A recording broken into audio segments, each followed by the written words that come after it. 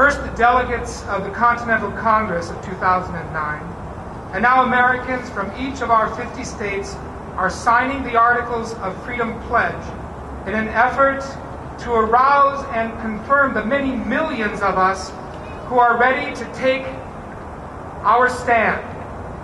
The pledge signifies the belief that for decades and over many administrations, both political parties have been violating the Constitution, and the states have acquiesced, and that the Articles of Freedom should be served on key elected officials in the federal government and all 50 state governments, and that the federal and state officials should comply with the remedial instructions designed to put an end to the violations and restore constitutional governance. And if the government officials refuse to comply, the people shall engage in a nationwide, well-organized, proactive, nonviolent series of civic actions, including economic sanctions, if ultimately necessary, to peacefully procure the relief they are entitled to under our system of governments in our republic. Now, Ken Lucier, our second delegate to the Continental Congress of 2009, would like to add a few of personal words. If that describes you, please give yourself a hearty hand.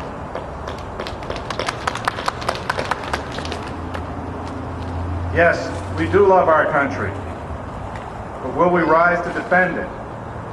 That is why we have the Articles of Freedom, to facilitate just that. Today is April 19th. I was raised in Massachusetts, and it's Patriots' Day in Massachusetts, and it's a state holiday there. They even run a famous marathon on Patriots' Day. On the 19th of April, 1775, 235 years ago today, early in the morning, Paul Revere made his ride to alert the Minutemen in Massachusetts that the British are landing.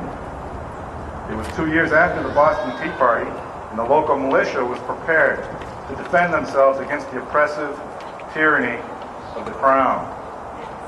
This hostile action towards the colonists, who were failing to pay the exorbitant taxes to the king, preceded the Declaration of Independence by a year. The colonists either had to capitulate or defend the laws of nature, which nature's God entitles them. They resolved to defend and secure these unalienable rights, God-given rights, and defend against the imposition of despotism. The rule of law had been ignored and reduced to utter tyranny or arbitrary rule of man. We today, again, are faced with a long train of abuses. Many are similar to those which the colonists suffered. These abuses are accelerating.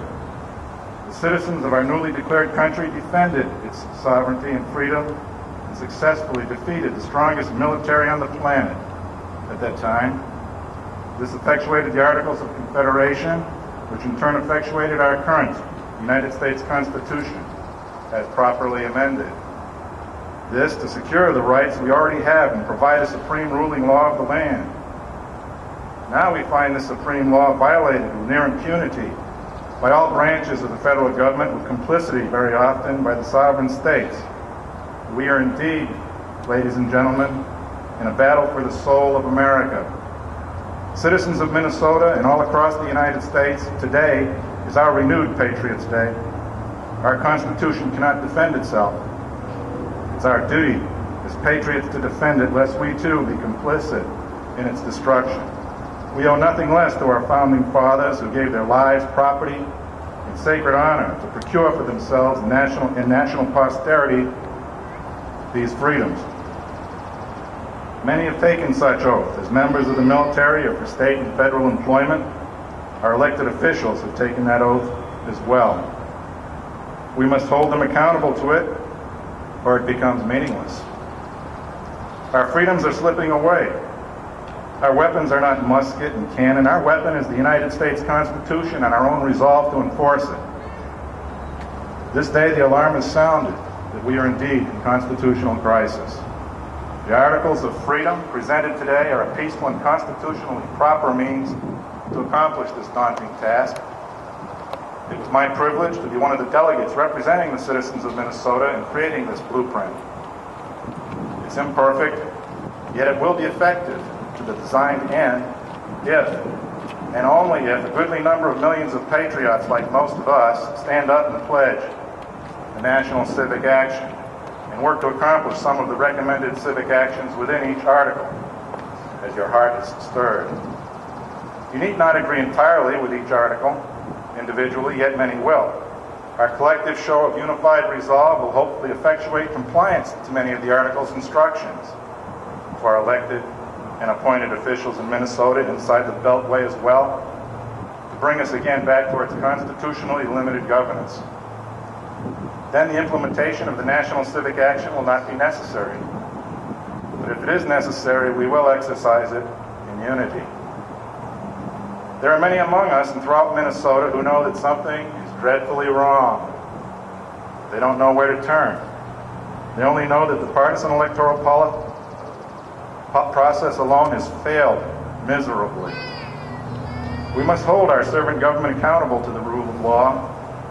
The monster has long roamed free, devouring our individual and state freedoms one by one, and this trend is escalating. We must now put this Leviathan back in the cage we built for it and bind it with the chains of the Constitution. Then and only then will the United States of America be able to fulfill its destiny. The alternative is to be in bondage to the usurpers. Folks, we're at a crossroads in American history. The great experiment of the constitutional republic is fast imploding and morphing into a national socialist fascist system. And with it, our hopes and dreams for a brighter tomorrow are disappearing. Government is out of control. Have you had enough? There have been born in recent months and years many patriot organizations made up of people like us who have indeed had enough.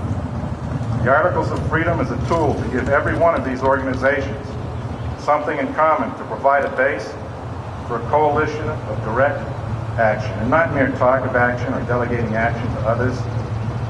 The Articles of Freedom is indeed a viable solution that we control. I'm of the firm belief that the greatest and most honored public office is that of citizen. Yes, we the people. With that in mind, I will quote from our state constitution, Article 1, Section 1. The very beginning of the entire document is prefaced by this, and I quote, "Government is instituted for the security, benefit, and protection of the people in whom all political power is inherent, together with the right to alter, modify, or reform government whenever required by the public good." End quote. We must reform the existing perversion of our constitutional republic so it again conforms to the rule of law, which we the people have provided as a means to serve us. Yes, today, this is our Paul Revere ride throughout the land to rally a group as the Minutemen of 3 to 5% of the population for a critical mass to defend the rights that our supreme law of the land was designed to secure for us. Let us enforce the Constitution by uniting in this effort. A right without enforcement is not a right. I call for the best among us. We need not wait and put our hope in partisan electoral politics alone or an oft-corrupted judicial system. They have failed us in improvement to the impotent against the forces of vested special interests that control the process today and seek to control us by the color of laws which are not consistent with the clear and plain language of the Constitution. We can only succeed by taking matters in our own hands, by directly enforcing our rights and holding our servant, elected, and appointed officials accountable to the rule of law designed solely to govern the government. Citizens, we are king. We must employ our power as the creator of the monster to starve it until it is again back in its cage. Our window of opportunity is closing. We need to proceed with urgency. This, fellow patriots, is our time to act, or we will have failed the future.